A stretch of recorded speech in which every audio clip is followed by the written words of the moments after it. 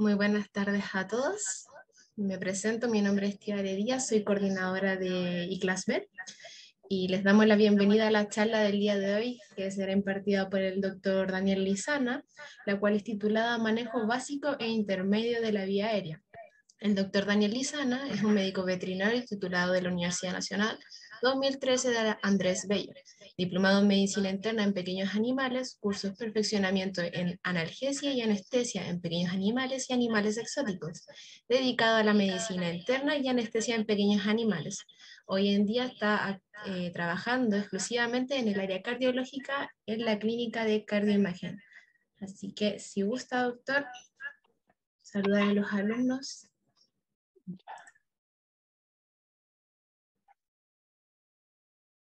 Ahí sí. Sí. Hola, un gusto. Mi nombre es Daniel. Me dedico, como dijo Tiare, ahora al área de cardiología. Trabajé harto tiempo en medicina interna. Les doy la bienvenida. Ahí tengo harta gente. eh, pero vamos a intentar empezar lo antes posible con la charla para no alargarla más.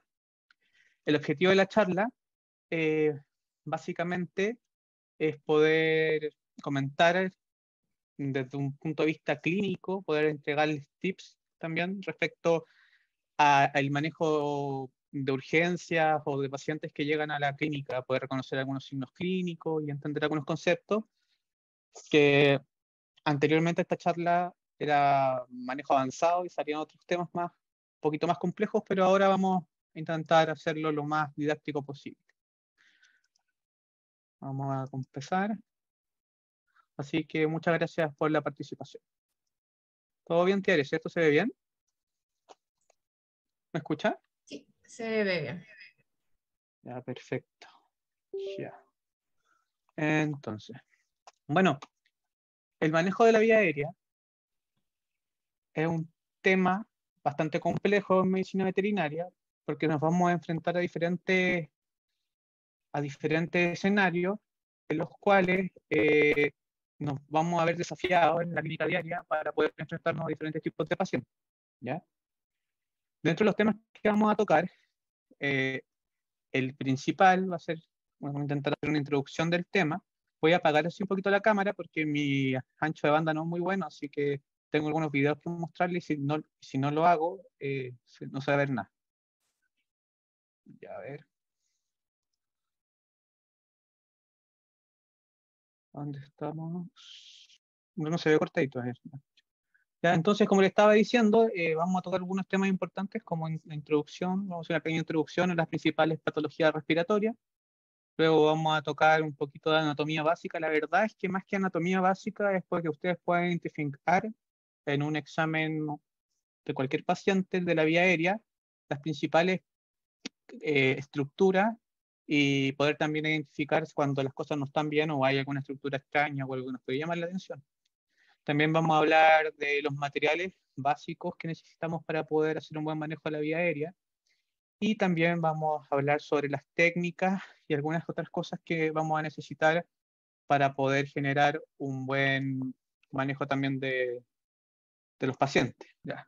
Entonces vamos a intentar identificar los diferentes escenarios que nos vamos a encontrar en la clínica diaria, identificar las principales complicaciones que nos podemos encontrar. Y yo creo que lo más importante en cualquier urgencia y en cualquier cosa que al final el tiempo te enseña y te permite poder tener un poco más de calma, ser más metódico y así también minimizar los riesgos asociados. Para poder hacer un buen manejo de la vía aérea, en cualquier paciente que llegue en cualquiera de las condiciones que vamos a comentar, muchas veces tenemos que intentar pensar un poco antes de actuar. Y bueno, nos vamos a encontrar con diferentes pacientes que tienen una vía aérea muy complicada. Vamos a entrar a trabajar en la clínica, vamos a estar con diferentes pacientes y vamos a encontrarnos con perros que vienen con obstrucciones completas de la vía aérea, pacientes frequicéfalos, pacientes que la verdad que si uno se enfrenta a un paciente de estas características clínicas puede llegar incluso a sentirse angustiado, porque muchas veces el manejo es demasiado complicado. Bueno, pero no deberíamos olvidar que nuestro objetivo es poder llevar el oxígeno a través de la vía aérea hacia el pulmón, que hay un intercambio gaseoso, y que cuando haya intercambio gaseoso, tanto la macrocirculación, o sea, la parte ya de arterial, corazón como bomba, pero también la microcirculación funcional, cosa de que todo el trayecto que nosotros estamos haciendo con respecto a el transporte de oxígeno llegue a su punto final, ¿ya? Que básicamente nosotros lo que estamos intentando hacer es que para hacer un buen manejo de la vía aérea necesitamos que nuestro paciente, por una parte, oxigene, pero también necesitamos que el paciente ventile, porque si no vamos a tener retención de CO2 y la retención de CO2 nos puede llevar a una acidosis respiratoria y eso potencialmente es fatal para el paciente y tenemos que transportar este oxígeno. Entonces tenemos que tener una bomba cardíaca funcional y también microcirculación funcional, una presión arterial adecuada, etcétera, etcétera, para poder llegar con el oxígeno hasta nuestro objetivo final, que es la señora mitocondria que vemos acá en la diapositiva, que ahí es donde nosotros vamos a tener todo el proceso oxidativo y toda la formación de los compuestos que estamos intentando para poder que el paciente sobreviva. Bueno, dentro de todos los escenarios que nos vamos a encontrar del manejo de la vía aérea, nos vamos a encontrar con diferentes pacientes en diferentes condiciones. Por ejemplo, pacientes que llegan politraumatizados por atropello, pacientes que tienen compromiso de conciencia, que tienden a hipoventilar, que tenemos que hacerle un manejo pronto, oxigenar, pacientes cardiópatas, los cuales van a llegar a la consulta con edema pulmonar cardiogénico, a veces llegan pacientes con edema agudo por ruptura de cuerda tendínea, vamos a tener pacientes que tienen neumonía, pacientes que tienen problemas de la vía aérea alta, pacientes que van a llegar con tórax volante, polimordidos por perros, un perro lo mordió, tuvo una fractura, de parrilla costal, el tórax está inestable, vamos a tener pacientes con cáncer, pacientes que van a tener un patrón miliar, que van a llegar con una patología, un cáncer ya avanzado, o incluso pacientes que nos vamos a encontrar con masas orales cuando vamos a intubar, o pacientes que tienen masas a nivel laringio, o pacientes que ya vienen con alguna patología más de base y también complican más el escenario y complican más todo el manejo que tenemos que hacer. Bueno, por un lado, vamos a presentarnos a un paciente con distrés respiratorio. Entonces nosotros lo que tenemos que hacer primero es poder clasificar, y para eso más que nada este esquema no es para que se mareen con tanta información, pero tenemos que lograr saber si... ¿Ah? Ah, hubo una intromisión por ahí. Tenemos que poder ver si es que es de vía aérea alta o de vía aérea baja el problema, ¿ya? Y poder ver si también auscultar, sentir si es que el problema es pleural, afecta el parénquima pulmonar, hay un posible tromboembolismo, o tenemos un problema o un shunt o un problema de que tenemos, no sé si se maneja mucho con el término, pero hay desequilibrios de la perfusión sanguínea, de la perfusión y del transporte del oxígeno a nivel del pulmón, que son esas que salen acá que dicen bajas reacciones BQ y cero reacciones FQ. Entonces nosotros vamos a tener pacientes que van a estar hipoventilando, pacientes que van a tener problemas en el parénquima, pacientes que van a tener una vía aérea complicada. Entonces nosotros tenemos que tomar medidas frente a esto. Bueno, como les estaba diciendo, hay que identificar las causas primarias de hipoxia en los pacientes. Por ejemplo, podemos tener pacientes que tengan un bajo nivel de oxígeno inspirado, ¿ya? Y estos pacientes que tienen un bajo nivel de oxígeno inspirado necesitan suplementación inmediata de oxígeno. También vamos a tener pacientes que van a estar hipoventilando y por lo tanto van a estar reteniendo CO2. Esos pacientes se pueden ver beneficiados de ventilación a presión positiva, se ven bastante beneficiados en evitar que tengan distrés respiratorio, calmarlos, sedarlos. En algunos casos estaría contraindicado sedarlos porque podría tener más retención de oxígeno y hipoventilar más, ¿ya? También tenemos pacientes que tienen problemas de atelectasia pulmonar, donde el pulmón no hay un intercambio gaseoso adecuado porque el pulmón estaría más estaría como un espacio muerto, entonces no habría un intercambio gaseoso adecuado. ¿Ya? Voy a intentar no profundizar esto igual lo van a tocar más en el tema, estos temas más profundos en el programa de especialización, así que vamos a intentar ir un poquito más rápido porque tengo hartas diapositivas que mostrarles. Bueno, este es la típica curva de disociación de la hemoglobina, en la cual vamos a ver que la presión parcial de oxígeno y la saturación de la hemoglobina. Lo importante de este gráfico es que cuando la presión parcial ¿cómo se llama? La presión parcial de oxígeno va decayendo en el tiempo, la concentración llega a un punto de inflexión, que cuando estamos hablando de saturación de los pacientes, de aproximadamente una saturación de 92%, la curva cae drásticamente. Entonces deberíamos intentar mantener la saturación de oxígeno aproximadamente en un 92%. Bueno, y como le estaba diciendo, si hay hipoxemia, puede llevar hipercapnia, y hay que ver si es que el paciente está ventilando, si tiene un gradiente alveolar arterial presente, si no lo tiene, hay que corregir la hipoxemia y ahí se toman diferentes tipos de maniobras para poder llegar a esto, como ventilación mecánica, ventilación a presión positiva quizás con un resucitador, intubación, administración de oxígeno, y eso lo vamos a ir viendo más adelante. Entonces vamos a también tener que, como les explicaba, ver si el problema es de la vía aérea alta, la vía aérea baja y poder identificarlo tempranamente. La siguiente tabla muestra la clasificación anatómica y las causas de distrés respiratoria en algunos perritos o en gatitos, como obstrucción de la vía aérea, que puede ser en pacientes braquicéfalos o en parálisis laringea, disnea inspiratoria, estertores o estridores audibles. Puede ser asma en gatos, por ejemplo, una obstrucción de la vía aérea baja, se va a presentar el paciente con disnea expiratoria y con estornudo. Podemos tener una enfermedad del parénquima, como una neumonía, etcétera, etcétera. ¿Sí? Vasculares como tromboembolismo, pleurales como neumotórax, fusión pleural, y vamos a tener otros problemas como les explicaba antes, por ejemplo, un problema del tórax que no esté moviéndose, por ejemplo, porque un perro lo mordieron y tiene tórax volante. Eso va a generar una respiración paradojal y va a hacer que el paciente ventile mal, ¿ya? O incluso ascitis o organomegalia en pacientes con cáncer o ascitis en pacientes que tengan alguna patología hepática, cardíaca, etcétera, etcétera.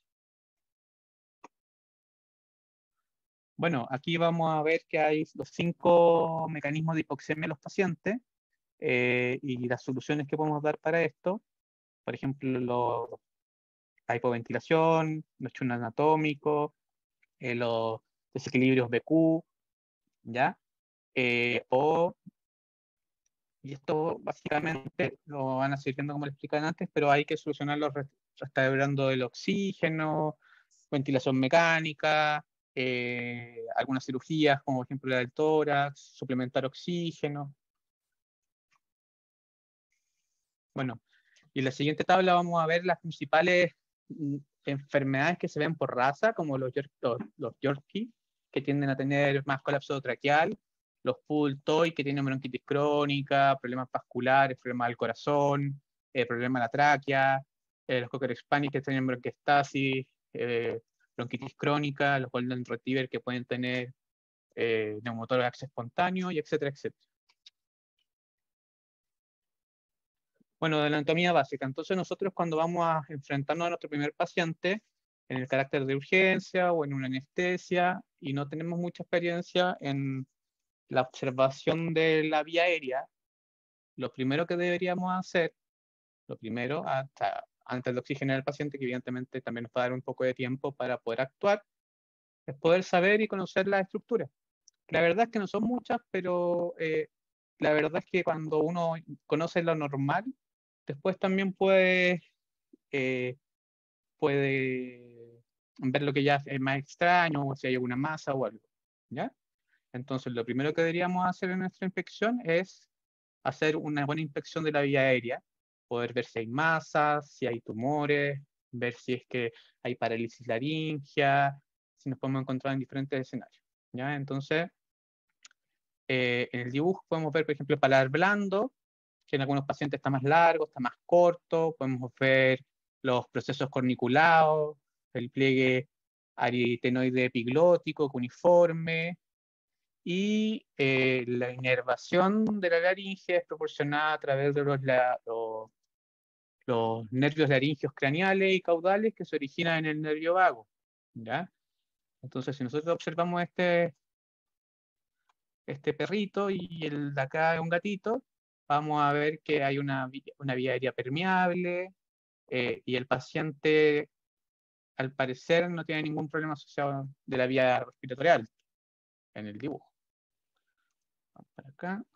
Ya. Bueno, también podemos ver un gatito, que podemos ver que la vía aérea tiende a ser un poco más pequeña que la de un perro, ¿sí? Esto es súper importante porque muchas veces los gatos son más traumáticos al hacer una intubación endotraqueal.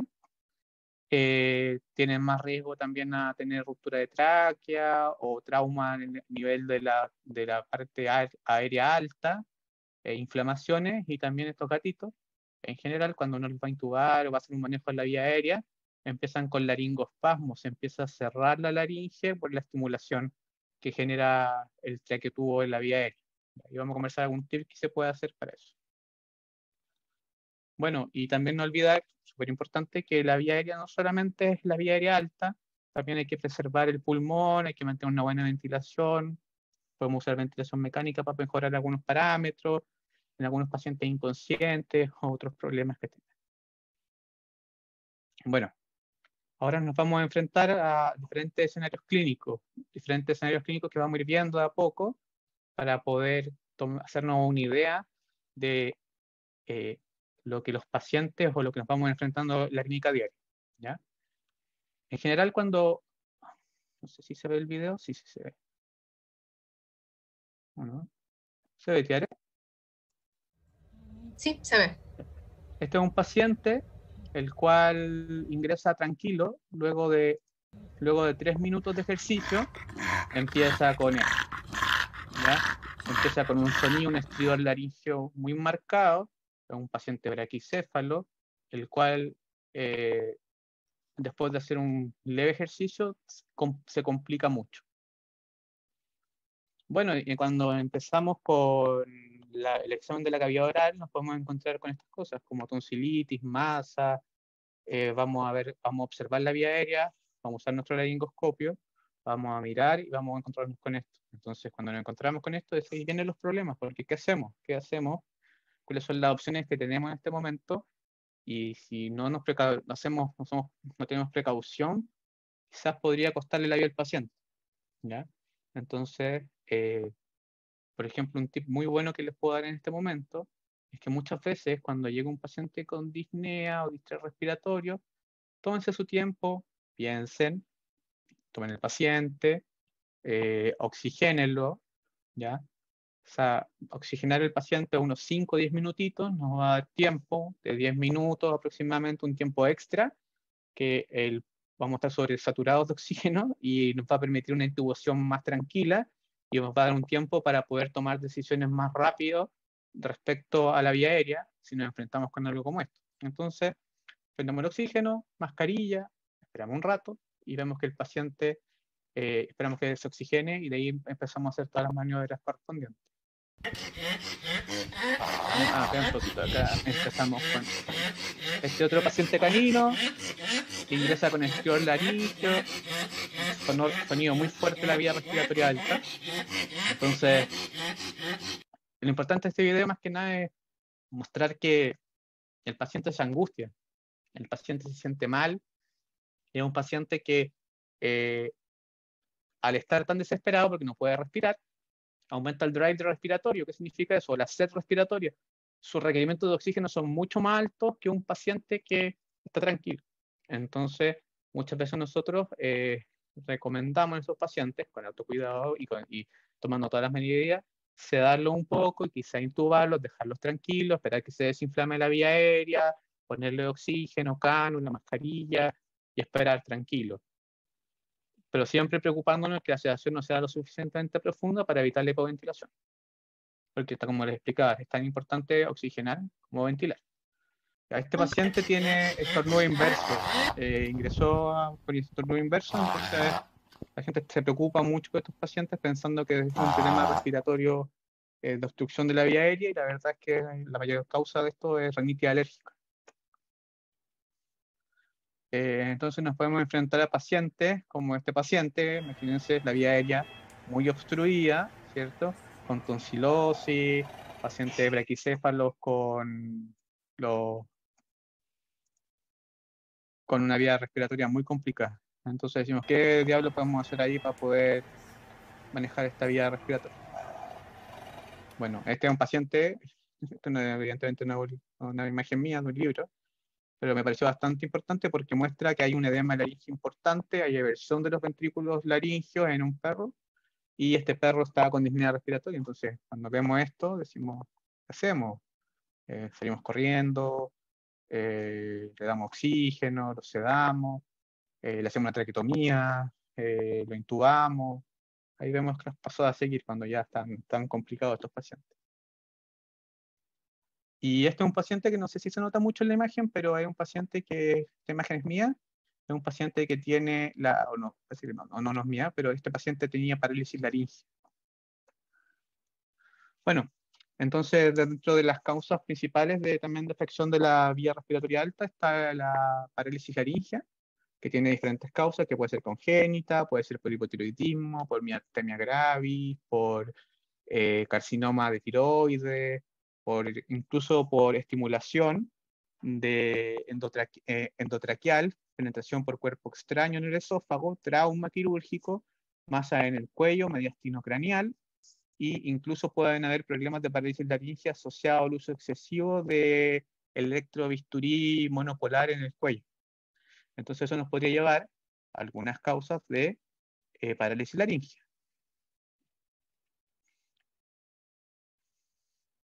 Estas condiciones también pueden dañar los nervios laríngeos recurrentes, dando como resultado atrofia de la denervación de la musculatura de la laringe intrínseca, y esto puede llevar a parálisis, y otras causas de la parálisis pueden ser hipotiroidismo, polineuropatía del Rottweiler, ¿ya? Yo he visto perros con hipotiroidismo, he visto perros que tienen parálisis laringea y llegan con un estrés laríngeo muy fuerte y se complican mucho cuando llegan. El siguiente reporte de caso lo encontré bastante interesante porque era de un paciente el cual después de una intubación endotraqueal eh, tuvo, ¿cómo se llama? Parálisis laringea. En el caso, eh, no pudieron dilucidar muy bastante bien por qué el paciente había tenido una parálisis laringea, pero según lo que voy detallando, había como signos clínicos, no habían signos clínicos de hipotiroidismo, pero sí le había salido la T4 baja con la TSH alta, y eso podría ser una de las causas principales de esta parálisis laringea, o también lo asociaron a la intubación, porque anteriormente el perro no había presentado a la inflamación por intubaciones. El perro no había presentado ningún signo de parálisis laringea anteriormente después de la intubación, entonces se puede demostrar con esto que la intubación endotraqueal podría llevar al paciente a parálisis laringea, como lo encontré bastante interesante.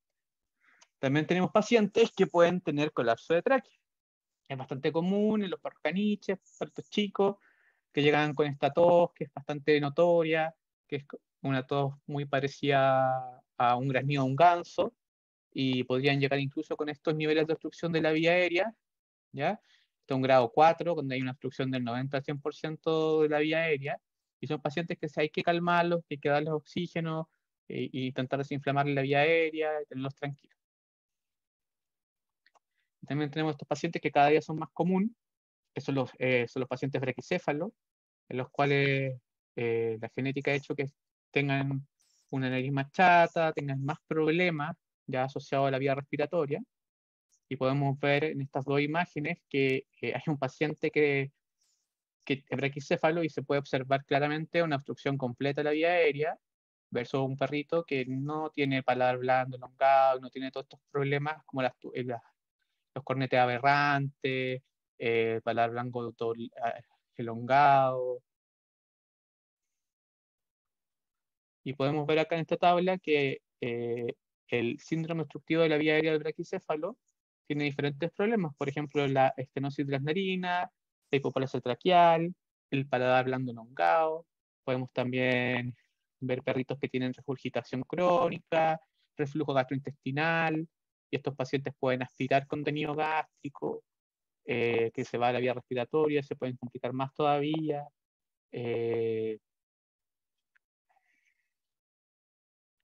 También podemos ver acá que las principales razas de perros braquicéfalos, con todos los problemas como los bulldog inglés, bulldog francés, el bull mastiff, el pove, los shih tzu, los pequineses. Y podemos ver un paciente con una nariz normal y un paciente con estenosis de narina. Muchas veces estos pacientes, también podemos encontrar estas imágenes como la que está acá arriba, en una cirugía que están haciendo. No me acuerdo si es el doctor Álvaro Ríos, parece, no me acuerdo muy bien dónde saqué esta imagen, pero parece que el doctor Álvaro Ríos, un colega que trabaja, y estábamos cortando acá con técnica convencional el paladar de un paciente para poder generar que la vía respiratoria no estuviera tan obstruida. Y si pueden ver acá, en esta imagen de acá, la puse porque la encontré interesante, que hay sáculos laríngeos eventrados, ¿sí? Que están acá, y esos también generan obstrucción de la vía aérea. Esto también lo operan, y yo lo estoy mandando a un colega acá en Santiago que opera con láser. Entonces se genera una cirugía que corta con láser el paladar, le corta acá los sáculos y despeja bastante la vía respiratoria de los pacientes. Bueno, y acá evidentemente si nos enfrentamos a esto es complicado. Un paciente que necesita sí o sí preoxigenación. Los pacientes braquicéfalos como ley es siempre oxigenarlo un poco. Y desgraciadamente los perros no se dejan, o sea, no les gusta la mascarilla, no les gusta quedarse tranquilos.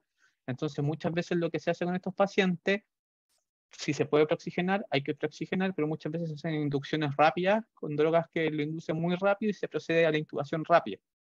¿Ya? Acá también hay otra imagen también de lo mismo de delante. Esto, ¿cómo se llama? Son sáculos laríngeos de entrada. Y este es un paciente mío que cuando trabajaba en un hospital que se llama Hospital Veterinario de Santiago, con unos colegas, teníamos este paciente en el ventilador mecánico y los pacientes que, no me recuerdo si estaba con un shock térmico o algo parecido. Estos pacientes los puse esta imagen porque eh, me gusta que ver esta imagen de al lado, que el paciente se ve tranquilo, incluso con el que tuvo puesto. O sea, un paciente que ya tiene distrés respiratorio, que está complicado, que llegó muy mal y se despertó y estuvo 10 minutos, un poquito menos, porque nos dimos cuenta ya cuando se empezó a rechazar un poco más el que tuvo, se lo sacamos, pero estuvo un montón de rato con el que tuvo puesto. Yo creo que este pobre perro nunca había respirado tan bien en su vida.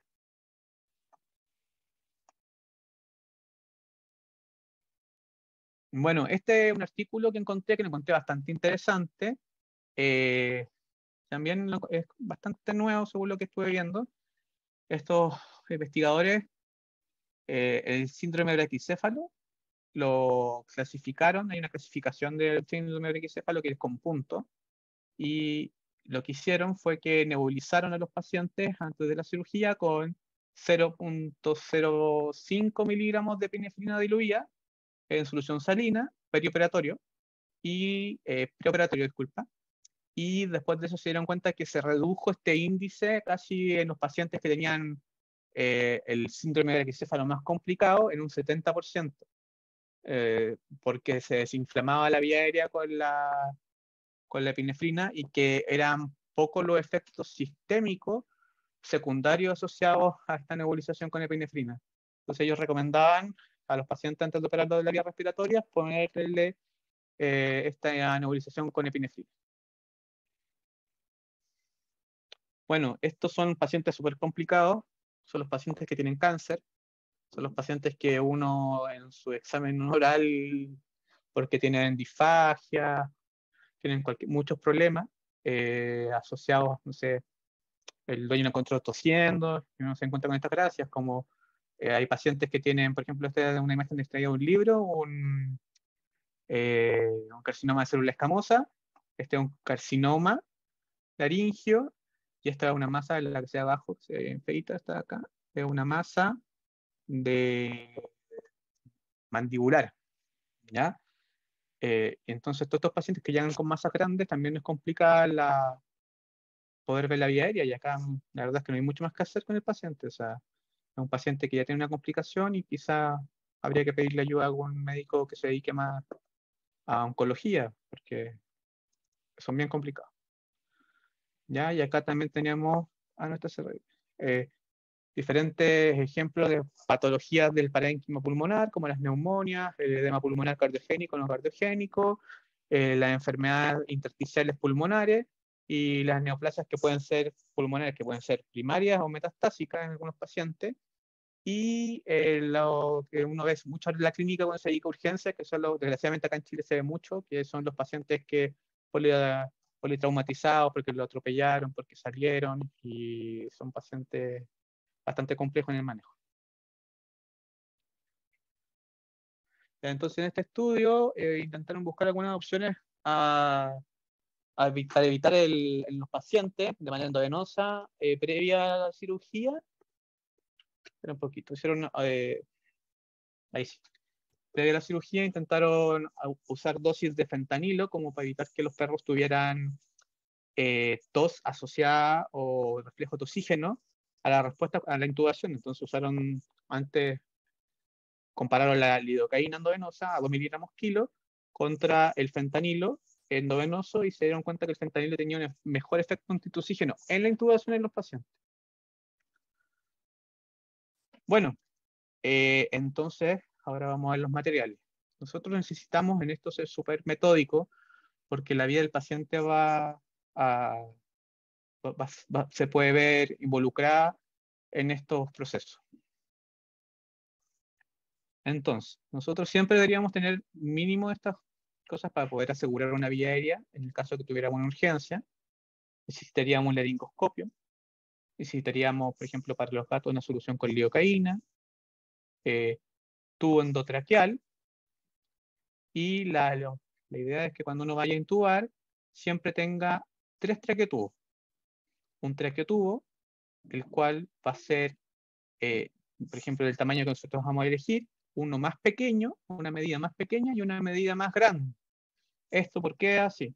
Porque nosotros cuando vamos a estar en el proceso de intubación, vamos a ver que el paciente puede tener, por ejemplo, un bulldog inglés, puede tener hipoplasia traqueal, y el traqueotubo que elegimos, con todas las cosas que les voy a explicar después cómo se puede elegir un traqueotubo, puede ser que este traqueotubo no le haga la medida y vamos a tener el otro traqueotubo un poco más chico o un poco más grande a mano, ¿ya?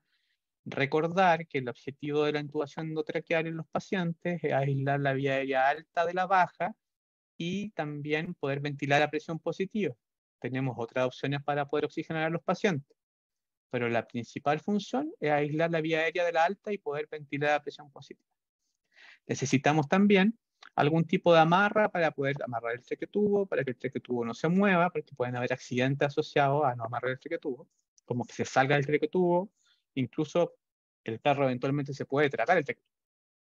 Yo les recomiendo utilizar bajadas de suero o algo que no sea tan, como por ejemplo una gasa que se puede contaminar o incluso se puede quedar agarrada en un diente y en momentos de urgencia no la podamos correr. Ojalá que la amarra no sea un nudo ciego y sea una amarra que se pueda soltar.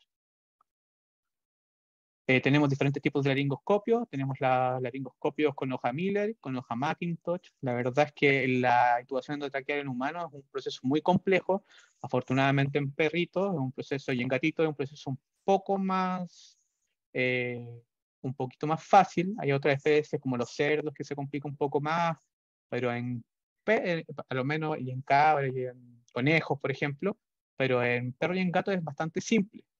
Eh, la verdad es que no hay una ventaja tan notoria entre una hoja Miller y una hoja Macintosh. A mí me gustan más las Macintosh porque me permiten bajar un poco más la lengua en perros muy grandes, pero esto ya casi va más a elección del usuario.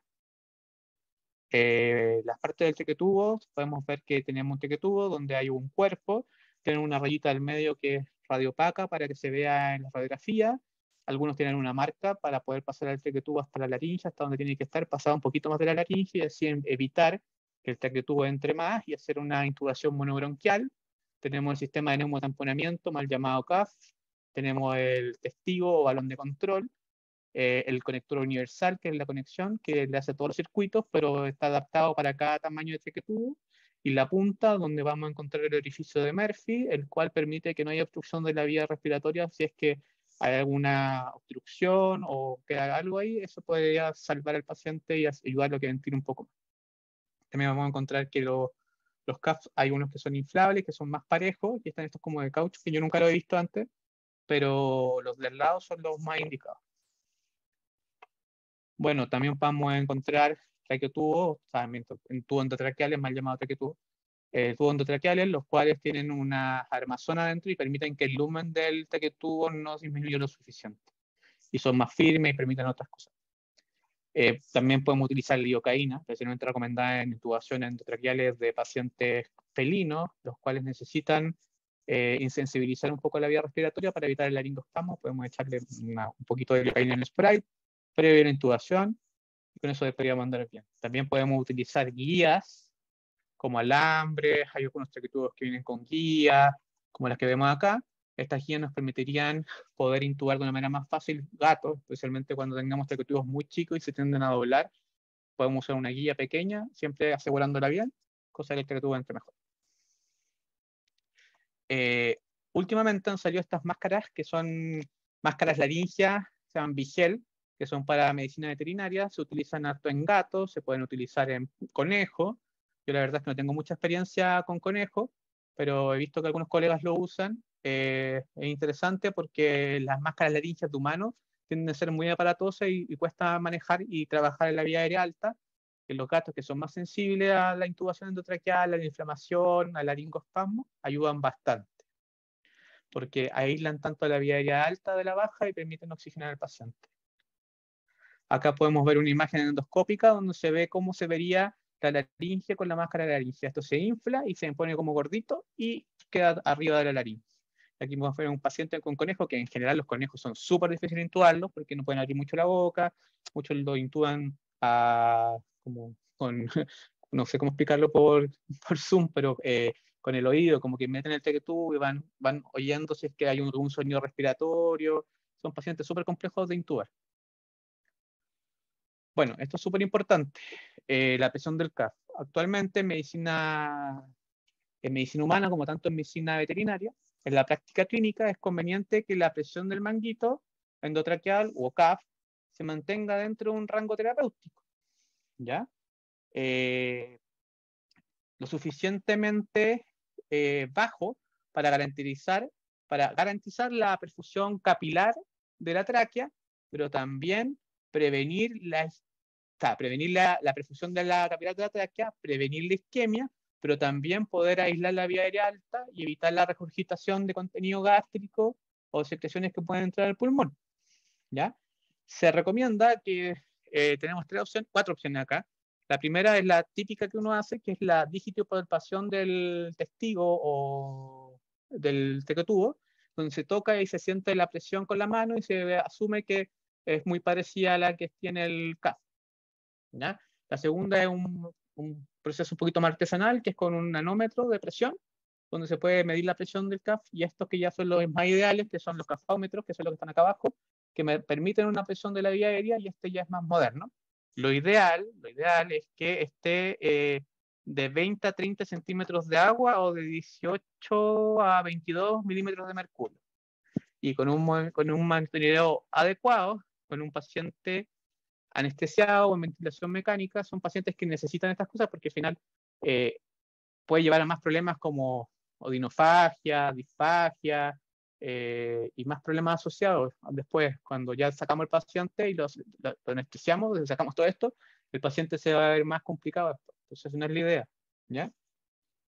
Y bueno, esto está bastante elucidado ya en medicina humana, pero también hay unos estudios en perritos donde hay cortes ya histológicos donde se ve el daño a nivel del epitelio de la tráquea, ¿ya?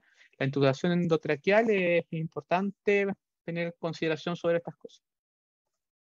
Bueno, y también es importante poder también ver que no haya obstrucción en la vía aérea, y podemos verlo de diferentes maneras, ¿ya? ¿Por qué es importante? Porque está esta ley, que es la ley de discúlpenme, no sé francés, pero dice la Poiseuille, la ley de Hansel-Poiseuille, que permite determinar el flujo laminar de un fluido líquido en un tubo, ¿ya? Entonces, en un tubo cilíndrico, y esto quiere decir, ya, para no complicar más la historia con esta fórmula y tantas cosas, quiere decir que pequeñas reducciones en el diámetro de las vías respiratorias pueden conducir a aumentos muy grandes de la resistencia de las vías respiratorias. O sea, por ejemplo, que hay una obstrucción en la vía respiratoria, podría ser una pequeña obstrucción, podría empeorar mucho el paciente porque la resistencia de la vía respiratoria va a ser mucho más grande. Entonces, por eso es importante poder elegir un buen tamaño de traqueotubo para los pacientes y poder ver que haya una vía permeable asociado también, por ejemplo, si hay un cuerpo extraño o otra cosa en la vía aérea. Hay otros estudios que me pareció bastante interesante ponerlo también, que era un estudio de que habían intentado usar este dispositivo, que son traqueotubos con balón doble, que lo usan harto en humanos por urgencia, que llegan y los meten, entonces ahí la vía aérea del alta, y decían que en perros no sirven y que no recomendaban el uso de estos traqueotubos, al menos que estuviera la opción disponible. Otra cosa importante que podemos ver es que también podemos utilizar la ecografía, también en el contexto de urgencia, para poder identificar diferentes patologías. Entonces, como le estaba explicando, que una herramienta bastante utilizada actualmente, antes era cosa del pasado, lo usamos mucho, es la ecografía enfocada a la exploración de la cavidad torácica, donde podemos ver, podemos identificar de manera muy rápida neumotórax, edema pulmonar, infecciones, también podemos ver atelectasia pulmonar, que la atelectasia pulmonar, si está presente, debería responder a presión positiva para poder mejorar la parte respiratoria del paciente. Bueno, otra cosa que podemos utilizar también en la práctica clínica, no en todas partes está disponible desgraciadamente, pero cuando está disponible es bastante práctico, es la capnografía, porque si nosotros tenemos mediciones de capnografía, que básicamente es la medición del CO2 al final de la respiración, podríamos ver que el paciente no está reteniendo CO2 y la vía aérea está permeable. Podríamos ver con los gráficos que se ven acá, por ejemplo, broncoespasmos, obstrucción de la vía aérea, asincronía, hipoventilación, hiperventilación, que nos ayudaría bastante también en maniobras de resucitación, porque si estamos resucitando a un paciente que haya fallecido, si tenemos lecturas de CO2, significa que el sistema vascular está funcionando. Bueno, dentro de las técnicas que podemos encontrar, hay variadas. Y la tabla que les pongo ahora muestra la fracción inspirada de oxígeno, el CO2, de diferentes tipos de técnica que podemos utilizar, como por ejemplo la caja de oxígeno, la máscara de oxígeno, las cánulas nasales, el catéter intertraqueal y la ventilación positiva, ¿cierto? O sea, presión positiva, disculpe. Pero ¿qué nos encontramos casi siempre nosotros? Nos encontramos que hay pacientes que ni siquiera toleran una mascarilla y muchas veces, como el perrito que está acá, tenemos que ponerle el oxígeno directo en la nariz con una manguerita, con el concentrador de oxígeno, con una línea directa de oxígeno, y el paciente con eso recién empieza a relajarse y empieza a aceptar más cosas, como cánulas nasales, etc. Bueno, puse esta imagen, la encuentro interesante. Pacientes felinos que ingresan de urgencia. Muchas veces uno, cuando llega a una urgencia de estas características, se pone nervioso, esa es la verdad, intenta hacer más de lo que debería hacer, pero muchas veces los pacientes felinos se ven mucho más beneficiados en dejarlos tranquilos, oxigenarlos, ponerlos en una cajita de oxígeno que pueden ser de estas características, o incluso en una caja de plástico adaptada para tenerlos ahí tranquilos, darle un momento, que se relajen, que empiecen a respirar mejor, y ya cuando esté más tranquilo, sacarlos con tranquilidad, revisarlos con el ecógrafo, ver que no tenga líquido pleural, ver que no tenga edema pulmonar, y ver por qué llegó con tanta disnea al paciente. Entonces muchas veces la tranquilidad y estar a hacer las cosas más tranquilo ayuda más y beneficia más a los pacientes. Para intubar un paciente, deberíamos usar la laringoscopia como sale acá, ayudarnos con alguien que nos ayude, ¿cierto? bajar la lengua con el laringoscopio, observar la vía aérea y podemos ingresar con el traquetubo. Bueno, esto es importante, es una manera bastante práctica, encuentro yo, de poder ver qué tamaño de traquetubo necesita mi paciente de tubo endotraqueal. Básicamente podemos medir la distancia que separa los deditos de la tráquea, como se ve en el dibujo, o entre medio de los yares, poner el traquetubo y ahí podríamos dilucidar cuál es el tamaño más adecuado para nuestro paciente. De una manera bastante simple. Otra manera también que se puede utilizar es usando los espacios intercostales. Se pone el traquetubo y se ve más o menos el espacio intercostal y en general es del mismo tamaño. Ya con más práctica uno va sabiendo más o menos el tamaño que necesita el paciente y va viendo diferentes cosas. Pero siempre el consejo va a ser un traquetubo más pequeño, el que nosotros pensamos que es, y uno más grande. Y así nos vamos a asegurar que la vía aérea vamos a poder manejar la vía aérea de manera bien. Pacientes que necesitan oxígeno, podemos ayudarnos con mascarillas, están estas mascarillas que se ven acá, hay otras que tienen unas válvulas que son especiales para poder generar ventilación también. Intentar no ponerse tan de frente el perrito porque igual tienen que ventilar, no todo es oxígeno en el mundo, también necesitamos botar ese CO2 que nos está afectando. Eso también es interesante porque en mi práctica clínica lo aprendí, me pareció bastante interesante que con un resucitador, mal llamado AMBU, y una bolsa de reservorio y un concentrador de oxígeno, si nosotros no tenemos un tanque de oxígeno ni nada, podemos entregarle una FiO2 a un paciente de 99 a 100%. Entonces, quizás con solamente una bolsa, un reservorio de oxígeno y un AMBU, que tampoco son tan caros, podemos manejar una buena fracción de inspirado oxígeno en los pacientes. Bueno, también están estas técnicas que no encontré ninguna imagen en perritos, pero también es para poder asegurar la vía aérea. Por ejemplo, si llega un paciente de urgencia y llega con distrés respiratorio, llega con algo, podemos hacer la maniobra del gancho para poder sacar el cuerpo extraño de la vía aérea. Evidentemente en perros cuesta un montón, pero yo igual le saco a algunos perritos, a algunos gatitos, huesos, juguetes, pelotas. A veces también cuando estamos muy en urgencia, esto es como lo que uno no debería decir, pero igual lo hace, es que uno con un guante intuba con la mano. Metes la mano dentro de la boca y le metes el traquetubo con la mano y palpas la laringe, cuando ya la urgencia es demasiado. O sea, cuando el perro ya está en paro. Y funciona. Bueno, también tenemos los collaretes o collar isabelino, que podemos adaptarlos para que el paciente pueda oxigenar bien, pero siempre dejando arribita un espacio también para que ventile. Y el de aquel lado era un paciente que lo puse porque se había comido una galleta y estaba atorado con la galleta y lo tuve que intubar. Sacamos la galleta del cuello y después claro, lo tuvimos que intubar y lo estábamos manteniendo ahí con el resucitador. Esto es súper práctico también porque con una bránula grande, una jeringa de 3 ml y un adaptador de traquetubo de 6,5 podemos adaptarlo y podemos hacer este sistema que nos sirve para intubar pacientes pequeños, por ejemplo, neonatales, ratones, y gatitos pequeños, pacientes que el traquetubo no casi el tamaño, podemos darle un poquito de tiempo. Es importante también que echamos a un resucitador, usar un resucitador pediátrico, y siempre que usemos el resucitador y apretemos el resucitador, no tenemos que apretarlo hasta el fondo. Tenemos que ver que el paciente distenda su tórax, ¿cierto? Y no mueva el abdomen. Si estamos distendiendo el tórax, pero el abdomen se tiende a mover, estamos haciendo mucha presión en la vía aérea. También tenemos esta otra cosa que yo lo he hecho, pero desgraciadamente no tenía ningún tipo de video ni foto, porque cuando uno hace estas cosas no graba, en general no saca fotos, que es la intubación retrógrada. Podemos intubar de manera retrógrada. Cuando yo lo hice con una guía de catéter de estos, ¿cómo se llama? De catéter venoso central, que son estas líneas de Selinger, de la técnica de Selinger. Entonces lo que hacemos es que hacemos una punción quicotiroidea con un sistema muy parecido a este. Hacemos la punción con una bránula.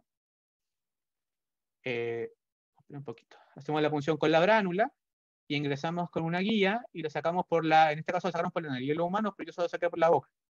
Entonces después, como sale acá en la imagen de acá arriba, ingresamos la guía y cuando sale la guía por la boca, la metemos por dentro del tubo y con eso nos guiamos hacia adentro. Ayuda un montón cuando estamos muy complicados de la vía respiratoria.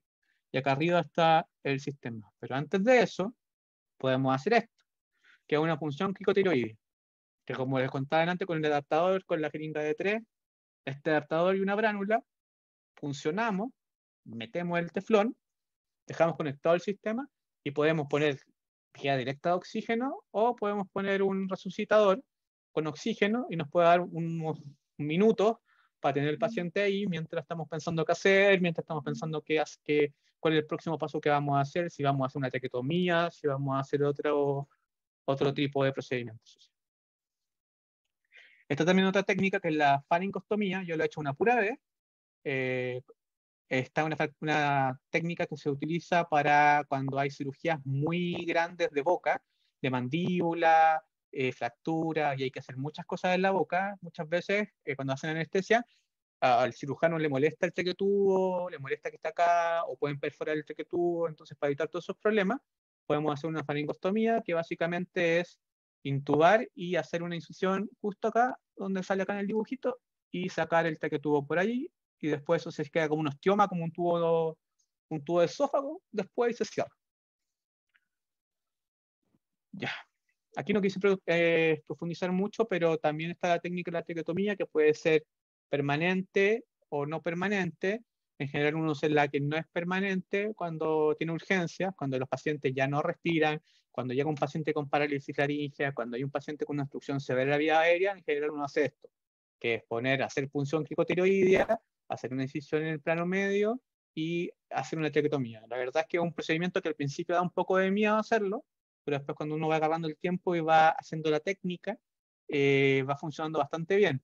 Pero lo que más me interesaba mostrarle acá es que hay algo que es súper importante, que muchas veces yo lo he visto, que los pacientes fallecen por esto, y lo he visto hartas veces, que son los protocolos de cuidado del tubo de traqueotomía, que básicamente es cada vez que uno al paciente le cambia el traqueotubo, hay que oxigenar de 3 a 5 minutos, hay que succionar ¿cómo se llama? Las mucosidades de la vía respiratoria, hay que modificar la vía respiratoria a lo menos 20 minutos y hay que mantener esta vía aérea permeable. Son pacientes que necesitan cuidado y siempre dejarlos conectados porque pasa que hay obstrucciones de la vía respiratoria. Doctor, Bueno, cuénteme.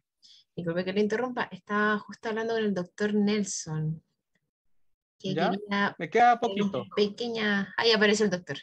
Aquí aparece. Ya, cuénteme. Oye, Doc, Sí. íbamos a hacer una pequeña pausita porque como es largo un poquito el tema y nos queda un poquitito más, era para hacer una pausita para ver si querían tomar un cafecito, tomar agua y volver en 5 minutos y así descansamos un Sí, poco. sí. Era básicamente esa era la interrupción, doctor. Disculpa la No, no se preocupe, interrupción. doctor. Así, Me queda poquito en todo caso, así que...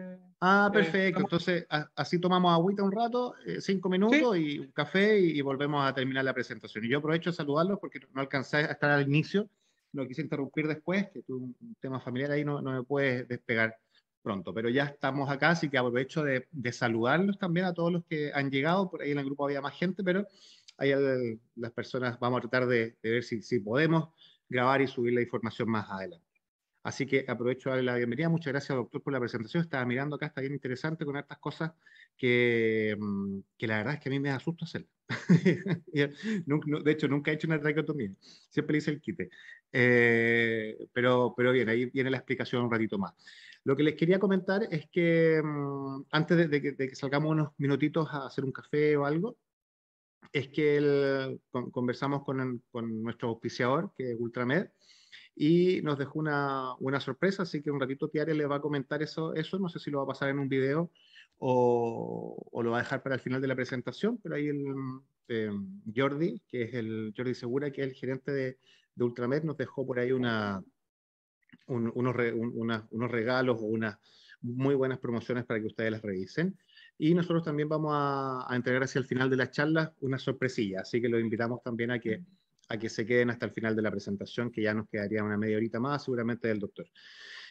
Lo otro que quería comentarles es que estamos por comenzar el segundo semestre el segundo bloque de nuestro diplomado de medicina cardiorrespiratoria y que parte ahora bueno, la Tiare tiene las fechas un poquito más claras que yo, pero ya estamos partiendo del segundo bloque, son aproximadamente 60 horas de clase y con temas muy interesantes, con profesores de mucha categoría, por ahí nos pueden solicitar la información. Los dejo cordialmente invitados a la segunda parte de este diplomado.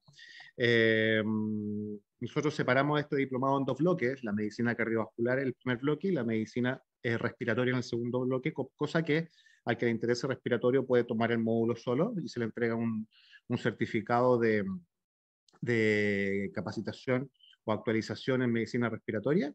Y también, un poquito se me achicó aquí esta cosa. Y también el que cursa el módulo de respiratorio, el otro año, por ejemplo, o el año subsiguiente, si estamos dictando el programa, puede tomar el módulo de cardiología y se le completa su diplomado y se le entrega el diplomado en medicina cardiorrespiratoria. Y también comentarles que, bueno, este año ya estamos comenzando con la parte práctica, antes de la pandemia, hacia el 2019, las primeras sesiones del diplomado eran teórico-prácticas, y este año ya habilitamos la parte práctica también para los que tienen el diplomado. Entonces tenemos algunos alumnos que ya están yendo a Cardioimagen a hacer la parte práctica del programa, ¿ya? Así que les quería comentar eso básicamente. Y eso. Así que volvemos, no sé, 5 minutitos. Doctor, ¿está bien o no? No sé Sí, si muy bien. gusta, Doc, que le coloque el video del que mandó Jordi mientras para que lo puedan ver.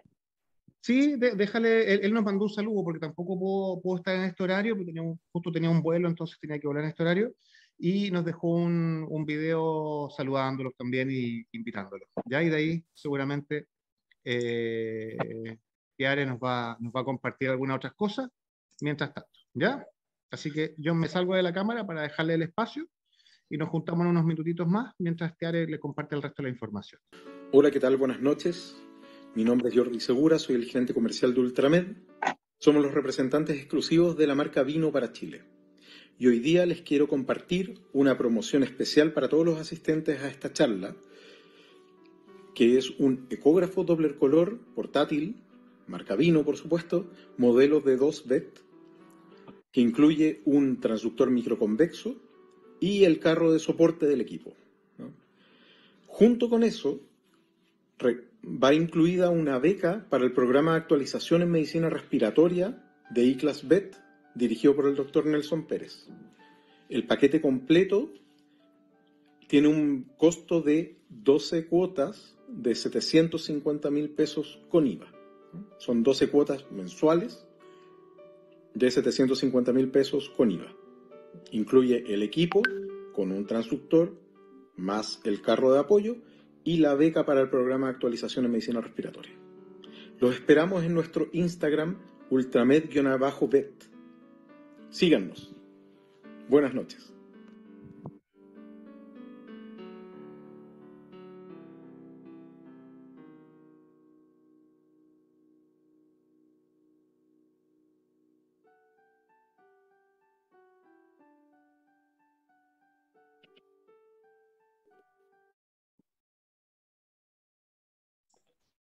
Bien, ahí estaba la presentación del doctor, después nos pueden preguntar también algunas cosas.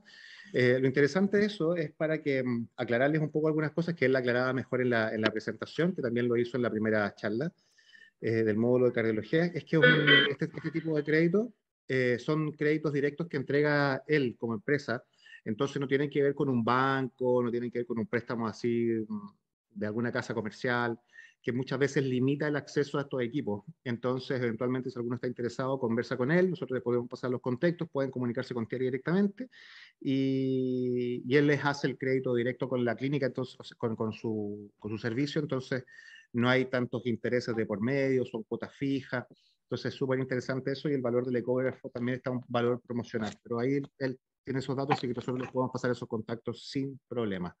Y para los que se están metiendo en ecografía o quieren adquirir un equipo de esto, les comento que nosotros en Cardioimagen tenemos el servicio de cardiología y muchos se han comprado los equipos para hacer telemedicina y básicamente con los mismos pacientes que hacen telemedicina pagan el equipo. Así que es una inversión que tiene un retorno prácticamente asegurado. Lo único que se necesita es ganas y voluntad de querer seguir avanzando en esta especialidad. Ya, doctores, entonces los dejamos unos minutitos, que va a dejar seguramente ahí unos videitos pasando, y por mientras, y nosotros volvemos en 5 minutos. ¿Ya? Hola doctores, buenas tardes, muchas gracias por acompañarnos en esta oportunidad, en esta charla, en este intermedio que vamos a hacer para descansar un poquito de la interesante charla del doctor. Les voy a comentar un poco sobre el diplomado de medicina cardiorrespiratoria y en especial sobre el módulo que viene, que es el módulo de medicina respiratoria. Este módulo compone la mitad del diplomado. Nuestro programa de diplomado está distribuido en dos módulos: el módulo de cardiología, que está finalizando ahora, y el módulo de medicina respiratoria. ¿Ya? Recuerden que ustedes pueden tomar los módulos por separado, un año y por otro año. Después, al completar los dos módulos, reciben el diplomado de medicina cardiorrespiratoria. Por lo tanto, en esta oportunidad los quiero invitar a que se inscriban, a que participen con nosotros en el programa de medicina respiratoria, muy interesante, más de 60 horas de capacitación con profesionales completamente destacados y que se dedican específicamente a la área de medicina respiratoria. Complemento esencial para desarrollar medicina cardiovascular o medicina respiratoria y cardiología. Por lo tanto, los quiero dejar invitados hasta el final de la charla, donde vamos a tener un pequeño regalito para todos los que se queden hasta el final de la presentación, y los dejo cordialmente invitados para seguir disfrutando de esta presentación, de esta charla, y también los que necesiten más información nos las pueden solicitar a @iclasvet, a este mismo iclasvet, donde Tiare, que es la coordinadora del programa, va a estar encantada de poder entregarles toda la información. Los que necesiten una información un poquito más específica me pueden contactar.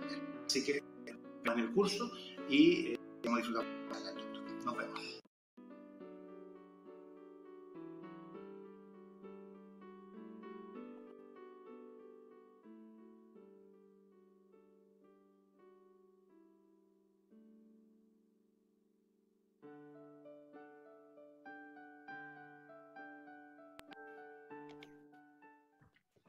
Bien, ya estamos de vuelta por acá. Doctor, puede continuar con su presentación para ir finalizando. Ya está, me imagino que están todos ya Bien, un poquito cansados de día viernes. Bien. ya. De que es No, día nos queda viernes poquito. y su Así que cuerpo no lo es mucho. sabe, doctor, supongo, ¿no? Sí, el cuerpo lo sabe. Y el cuerpo de todos los que están asistiendo ya lo único que esperan es que se abran las cervezas, unas copitas de vino y cosas así. ¿Ya? Así que falta poquito. Igual tengo... Vamos. Yo pensé que me iba a demorar un poquito más con la presentación, pero no, está bien. Vamos bien. Acuérdense que pueden interrumpir en cualquier minuto, hacer sus preguntas, sus experiencias, alguna acotación que quieran hacer. Si tienen alguna duda, el doctor es anestesista también. Él se dedica a anestesia y cardiología clínica en cardioimagen. Entonces tiene mucha experiencia en ecografía pulmonar, en anestesia.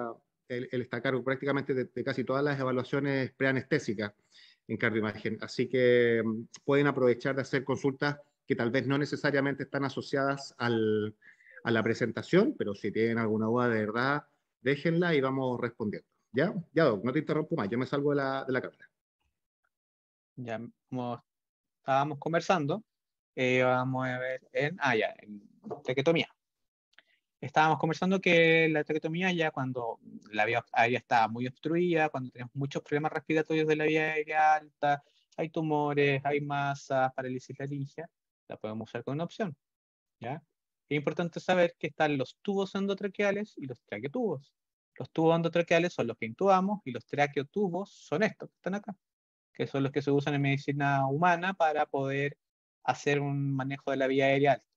Desgraciadamente, por lo menos acá en Chile, no están tan disponibles estos tubos endotraqueales, traqueotubos, no están tan disponibles, entonces muchas veces lo que tenemos que hacer es adaptar estos traqueotubos para poder usarlos nosotros.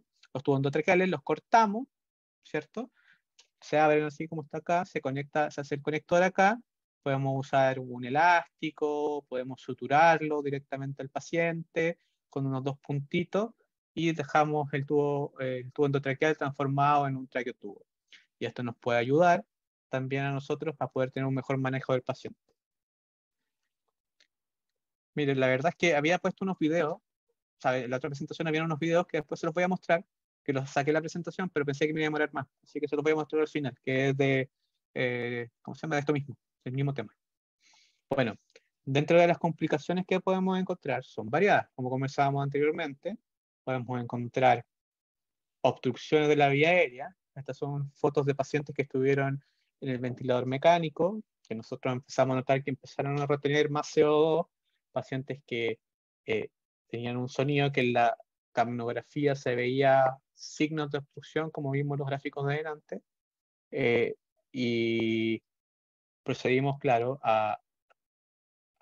¿cómo se llama?, a hacer un cambio del tequetubo de urgencia, y nos encontramos con esta sorpresa. O sea, pacientes con trauma torácico, el tequetubo está completamente tapado. Quizá uno de los errores más comunes que uno comete en estos pacientes es que no se usa tanto la ventilación mecánica veterinaria o la suplementación de oxígeno, y uno no tiende a no humidificar la mezcla de gases. Y al no modificar la mezcla de gases pasan estas cosas, y tampoco se siguen los protocolos comentados de antes, que aspirar las secreciones, aspirar cada cierto rato en ventilación mecánica o en pacientes que están intubados, podemos encontrar estas cosas. Este es un reporte de un caso que también lo encontré interesante. Yo he escuchado, afortunadamente nunca me ha pasado, pero he escuchado colegas que sí le han pasado, acá en Chile por lo menos, que son pacientes que al intubarlo se va el tequetubo al esofágico, hay una mala intubación, porque no hay un buen manejo de observar la vía aérea, ver los cartílagos, como les comentaba antes, y este paciente se tragó el tequetubo y se le fue a la parte gástrica, y lo tuvieron que sacar del tequetubo. Entonces sacaron esta radiografía y el perro tenía el tequetubo en el estómago. Y no es primera vez que me escucho eso, por eso es súper importante fijar con el tequetubo, dejarlo fijo, medir. Lo que muchas veces uno puede hacer es que si dejaste el tequetubo y tienes un paciente que tiene mucho rato ventilando, al dejar el tequetubo, hacer una marca con un plumón de estos tipos Sharpie en el tequetubo y decir, ya, hasta acá lo dejé. Y ahí ver, monitorizando cuando pacientes están intubados mucho rato, evidentemente.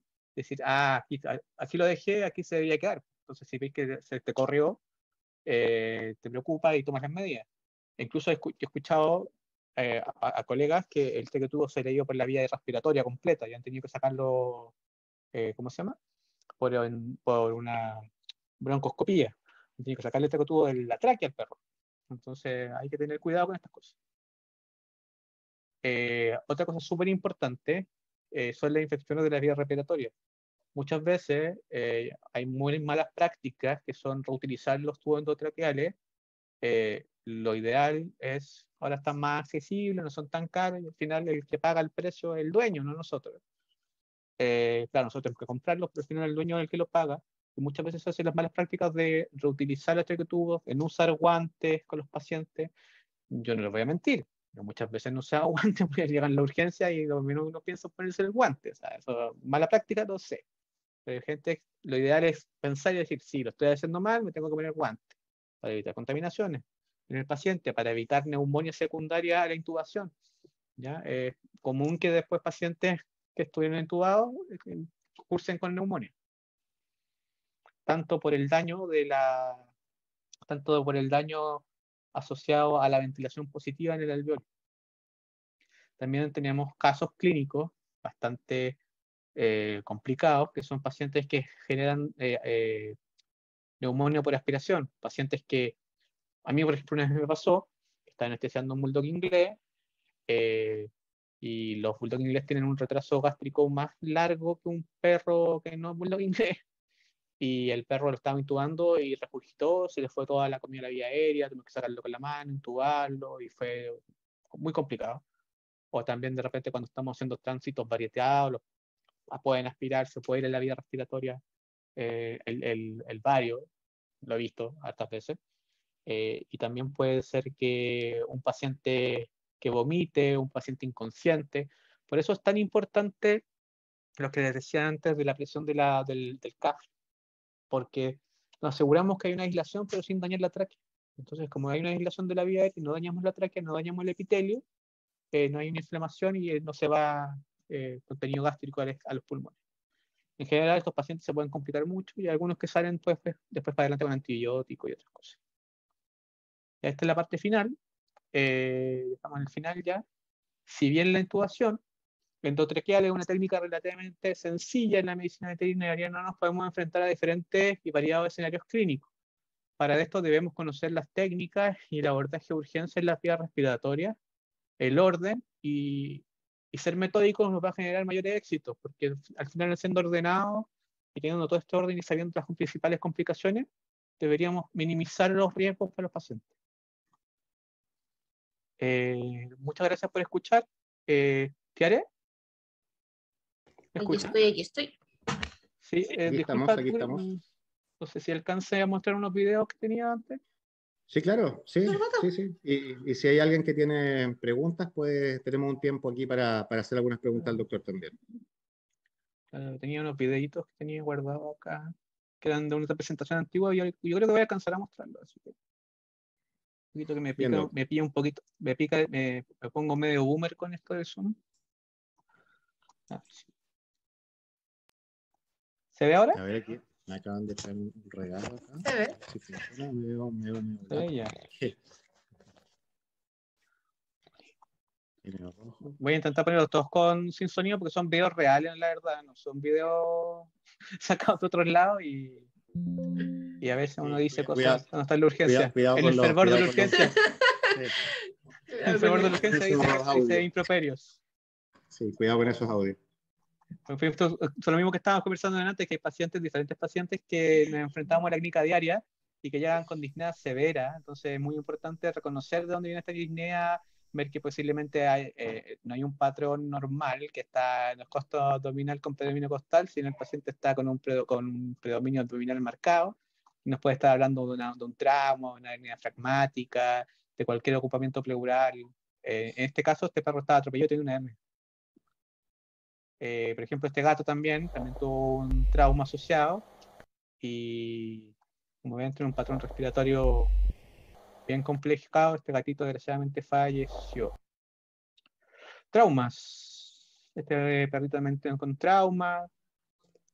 También llegó a urgencia donde trabajaba, lo tuvimos que intubar, hacer una serie de manejos. Y eso es lo importante, que en estos manejos, siempre, a mí hay un doctor que una vez me dijo, y cuando hace mucho tiempo me comentaba y siempre decía que ¿cuándo tengo que intubar? Y es la pregunta que todos se hacen. Y yo creo que dijo una cosa que a mí siempre me quedó y le encontré toda la razón. Si te pasa la idea de intubar por la mente, intuba. O sea, si dijiste, ¿lo intubo? Así como, oh, sí, lo intubaré, intúbalo, no perdís nada. De hecho, se va a ver más beneficio al paciente que tú. O sea, tú vas a estar tranquilo, el paciente va a estar ventilando bien, va a tener una buena vía aérea, permeable. Es un buen consejo. O sea, si te vas a la idea de intubar, intuba. Este paciente también tiene un trauma nasal severo. Llegó a urgencia. Espera un poquito, déjame sacar el audio. Si se fijan en el paladar, cuando estábamos revisando, se mueve, porque tiene una fractura nasal severa e inflamación de la vía respiratoria. Estaba con múltiples fracturas faciales. A ver, atrás. Y tiene una muela de oro. Sí. Este paciente, importante porque llegó también de politraumatizado por atropello, un cachorro, evidentemente. Y este cachorrito, lo importante acá, que le había puesto este video, porque hay que observar la simetría cuando llegan a la urgencia, la simetría de la cara, ver que tenga intacto la parte nasal, también ver que el paciente esté consciente, su estado de conciencia. Y este perro también tenía unas lesiones a nivel oral bien importantes, fracturas faciales. Disculpen, no sé si soy medio bruto con los perros, pero créanme que los quiero. ¿Qué más tengo acá? Este otro paciente que también llegó a urgencia con una fractura mandibular notoria, está fracturada entera la mandíbula. Entonces, estos son los pacientes reales, pero los pacientes que uno se enfrenta todos los días. Pacientes con muchas complicaciones respiratorias, con muchas complicaciones asociadas a vía aérea alta. Estos pacientes, un paciente que llegó politraumatizado, entonces estos pacientes se benefician con suero hipertónico, con oxígeno como primera opción. O sea, cuando llega un paciente de urgencia, lo primero es el oxígeno y después ir viendo las otras cosas, administrar oxígeno. En este paciente, un paciente que está con un traumatismo craneoencefálico, entonces la retención de CO2 no lo van a beneficiar. Entonces teníamos que ver eso. Si lo conectamos al ventilador, los pasos que vamos a seguir. Este paciente, un politraumatizado por mordida, el cuello del perrito, y si se ve, se nota bien, adentro se ve la tráquea, la laringe está rota. Y se nota que la tráquea está permeable y que pasa todo el aire por ahí. Paciente que le destrozaron la tráquea. Entonces, este paciente sí se benefició del oxígeno y de las terapias que hicimos en ese momento. Tuvimos que sedarlo, me acuerdo. Lo que me acuerdo de este paciente era que, no me acuerdo si se salvó, parece que falleció, pero tenía destrozada la tráquea. Entonces son cosas reales, cosas que nos vamos encontrando diariamente. Y este de acá es un paciente que tiene tórax volante, que tuvo un desgarro costal, tuvo fracturas múltiples, más de 3 fracturas en línea, pueden generar estabilidad torácica. Esto no es video, no es mío, lo saqué de internet, me acuerdo, lo encontré tan bueno que es una técnica súper buena que yo lo usé harto. Era cuando nosotros tenemos una perforación en el tórax, estamos con el perro de ventilación positiva, queremos hacer un vendaje y sellar esta parte, ¿cierto? Para que no entre más aire al nivel de la cavidad. Voy a adelantar un poquito porque es medio largo. Acá lo que están haciendo los doctores es hacer un bloqueo intercostal para, evidentemente, hacer lo más importante del paciente, que es el manejo del dolor, con lidocaína, imagino. Y luego de esto, un poco medio largo, generan palpación del sector. Están poniendo un tubo.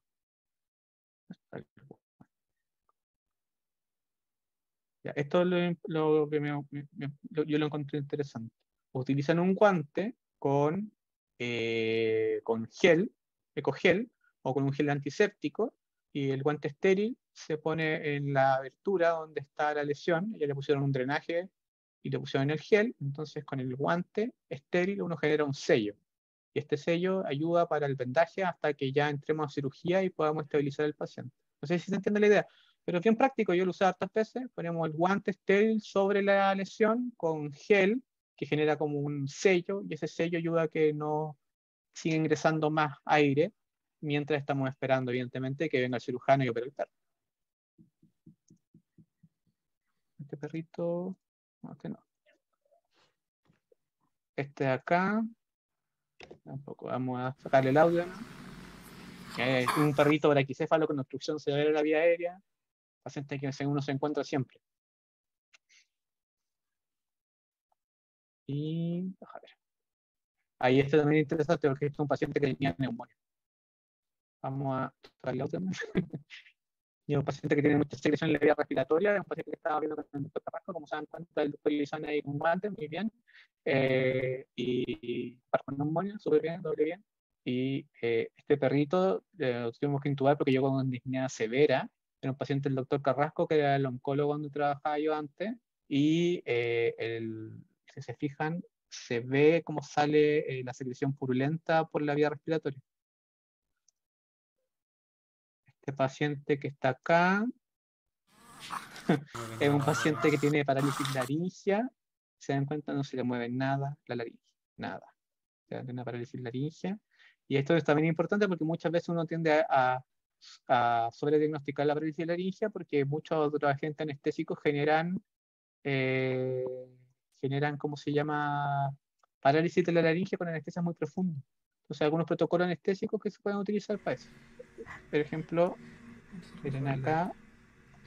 Se relajó esta misma. No sé si alcanza a ver bien, pero también tenía parálisis, no se movía nada la laringe. Está ahí. Muy poquito. Pero es como de un puro lado, no sé si se fija, se nota que como de un puro lado el que no se mueve. Y este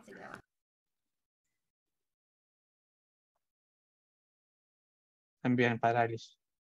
Entonces muchas veces estos pacientes cuando llegan con parálisis muy severa, uno tiene que hacer traqueotomía mientras viene el cirujano, o uno por mientras está con el paciente porque está en una obstrucción muy severa, y uno está esperando al cirujano para poder hacerle, ¿cómo se llama? Le hacen la lateralización del eritenoide como cirugía para poder que tengan un poco mejor de calidad de vida los pacientes. Este era un gatito que había llegado por lesiones por un cáustico, se había comido un cáustico, tenía lesiones en la boca, muy inflamada la laringe. Entonces también nos podemos enfrentar a estos pacientes que tienen inflamaciones severas de la vía aérea, y uno muchas veces estos pacientes, un perro, un gato, no sé, eh, estos pacientes muchas veces tienen demasiado inflamada la vía aérea y uno los deja en el canil y se hace otras cosas y a la una hora, media hora más empiezan con inflamación, con disnea, se empiezan a complicar.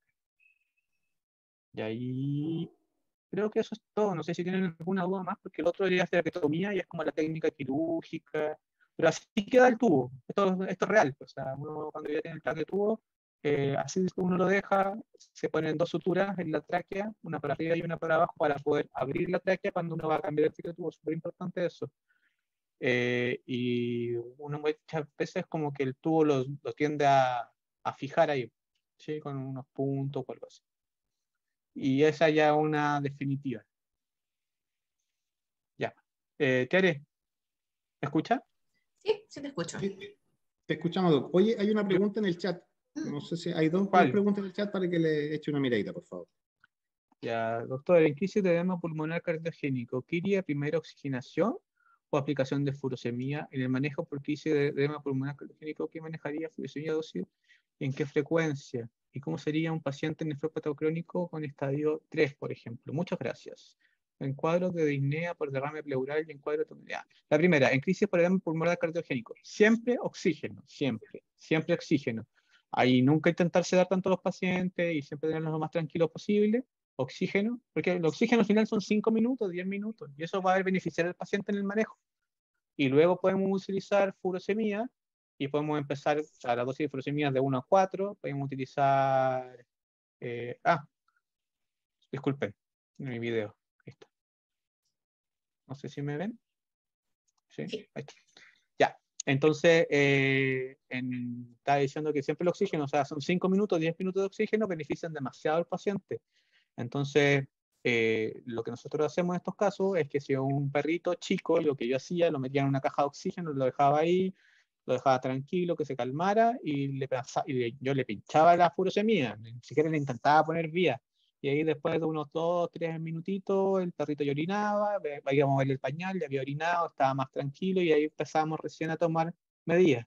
La furosemida se puede pasar de 1 a 4, yo usaba 3, 4.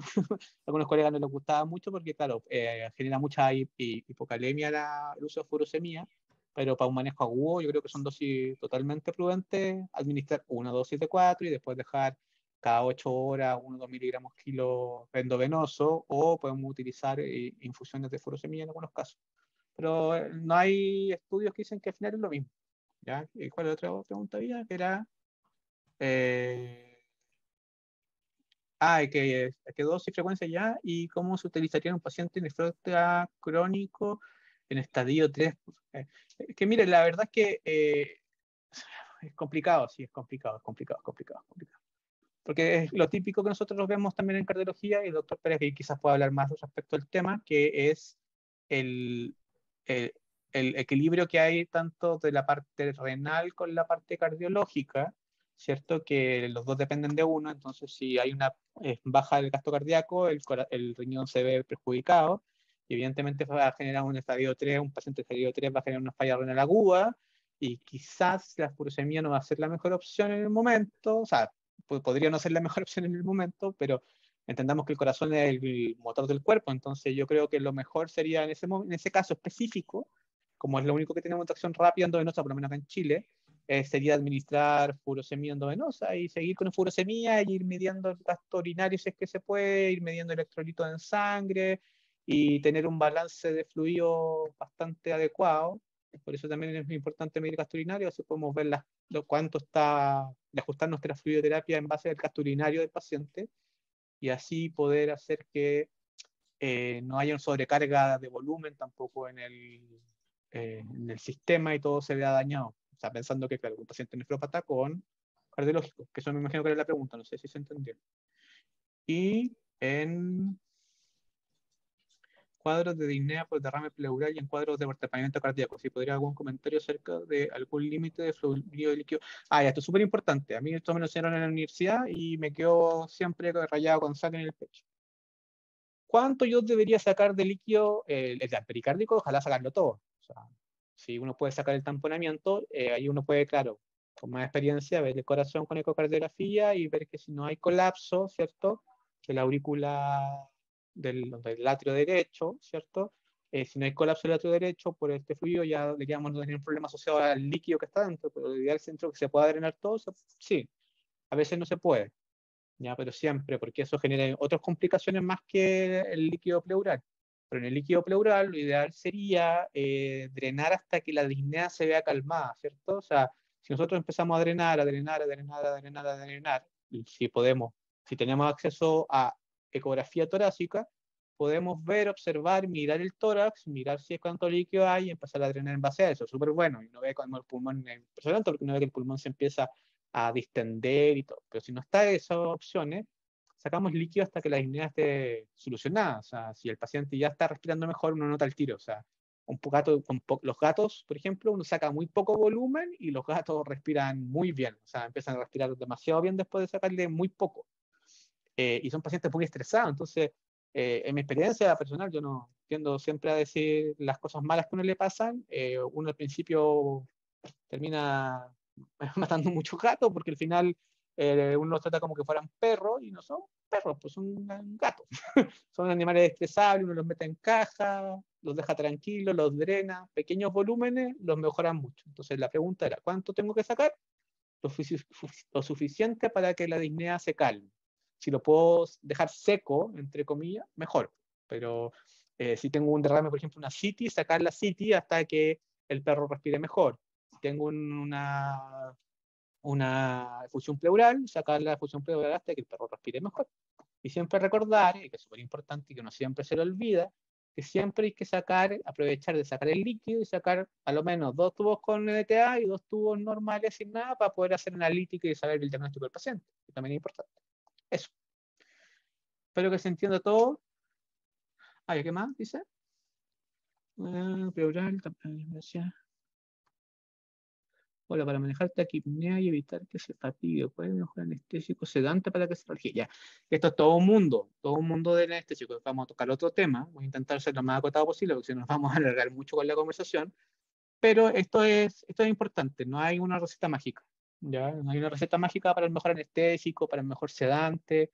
El diazepam y midazolam en perro y en gatos no es tan buena idea usarlos como agente único, de repente puede generar a veces reacciones paradojales, puede generar que los pacientes se pongan más ansiosos, y siempre hay que ver la clínica, siempre hay que ver la clínica del paciente en el sentido de que cada paciente es un mundo, entonces uno cuando hace anestesia tiene que pensar que qué se va a ver beneficiado en el cuadro específico del paciente, ¿se entiende, cierto? Porque si uso un agonista alfa-2 en un paciente, por ejemplo, cardiópata, o puedo usar silacina, dexmedetomidina, propofol, ketamina.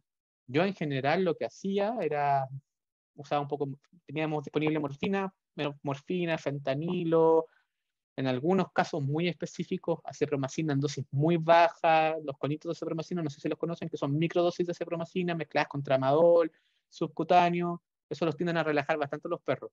Pero también hay que pensar que genera un bloqueo alfa-2 y podría generar más problemas en pacientes. Entonces, todo un paciente es un mundo, pero eso, en general, lo que podríamos hacer.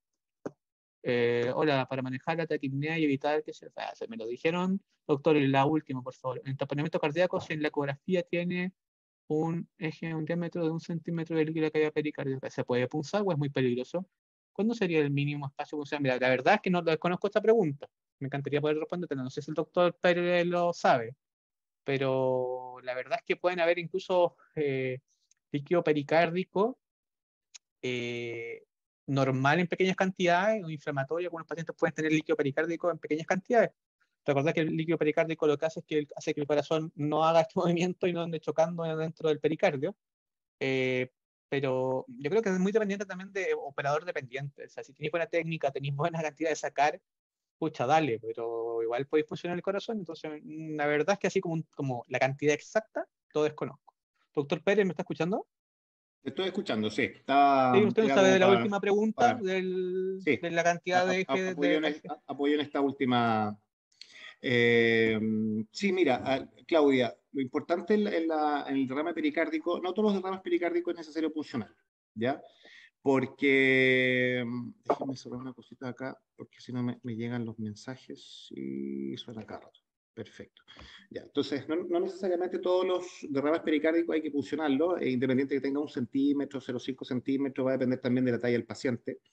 Entonces, lo que es importante si están con la eco es fijarse en el atrio derecho y el ventrículo derecho, porque si el ventrículo derecho o el atrio derecho está con signos de taponamiento, quiere decir que andan unos ratones por aquí intrusiando, por si nos pasara. Los ratones medio grandes. Entonces, lo que tienen que ver es el atrio derecho. Si tiene colapso el atrio derecho, se tiene que puncionar. ¿Por qué? Porque va a depender de la causa de la fusión pericárdica. Por ejemplo, un paciente con pericarditis es un paciente que puede hacer un taponamiento cardíaco con muy poco derrame pericárdico, y liberar ese derrame pericárdico va a ser útil para que el atrio se libere un poquitito y ya el corazón quede con mejor flujo.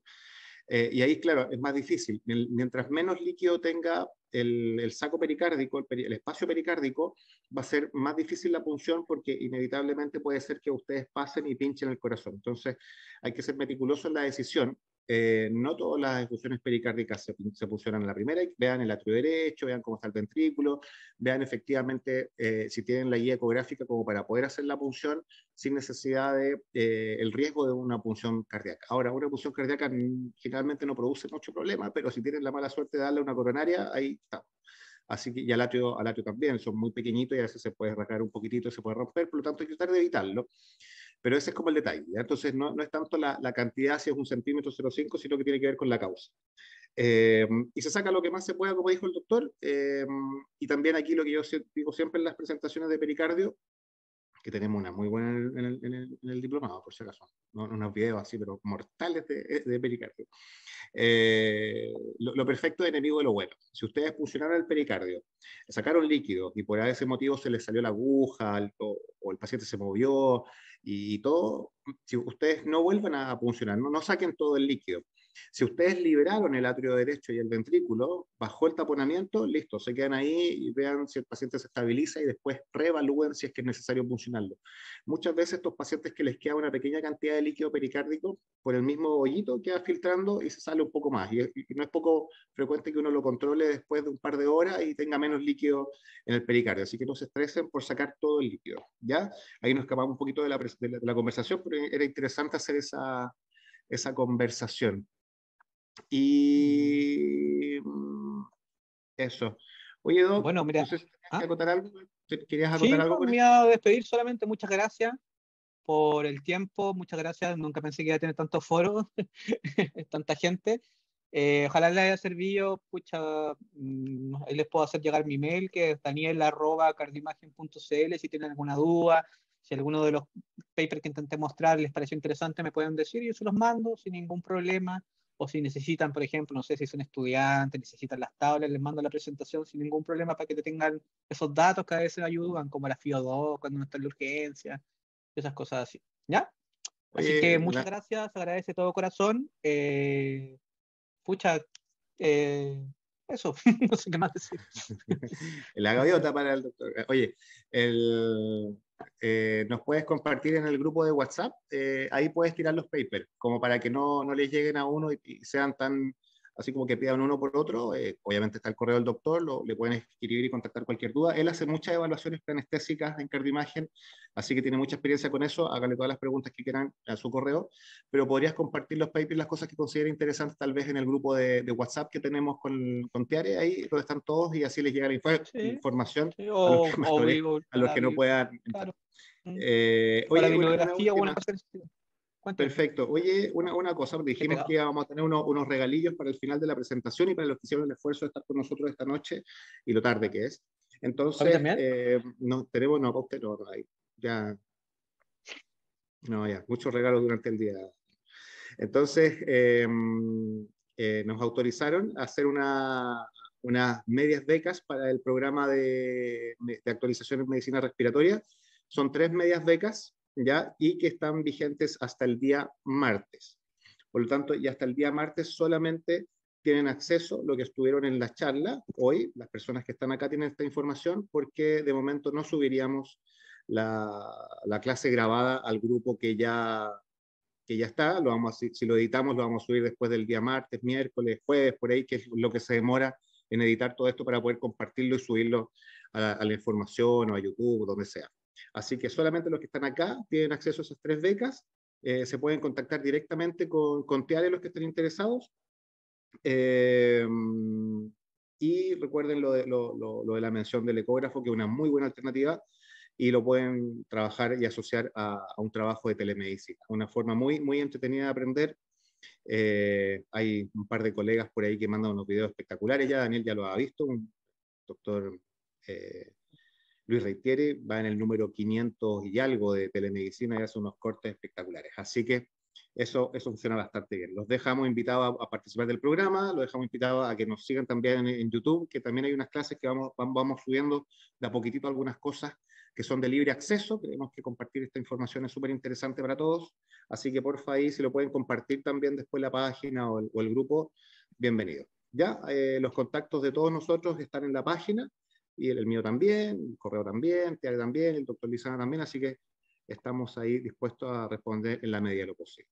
Doctores, doctor Lizana, muchas gracias. Tiare, también muchas gracias por la paciencia de acompañarnos hoy día, hasta tan tarde. ¿Ya? Y muchas gracias a todos también por estar acá. ¿Ya? Nos vemos. Muchas gracias. Muchas gracias, que tengan buena noche. Hasta luego, que estén bien, doctores.